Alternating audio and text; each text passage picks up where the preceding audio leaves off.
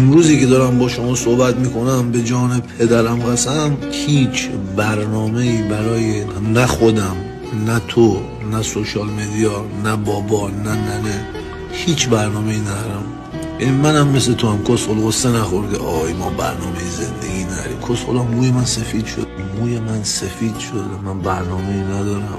تو مود سیاه داره قصه میخوری، من برنامه‌ای برای زندگی ندارم. مگه زندگی کسکش برای تو برنامه‌ای داره جز کشتن تو رو؟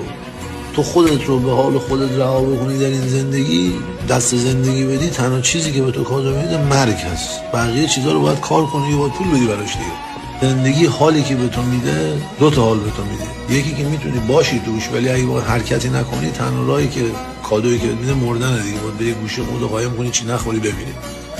برنامه داداش جور میشه خودش. نقشه چون کسی رو نکشی باور بکن کسی به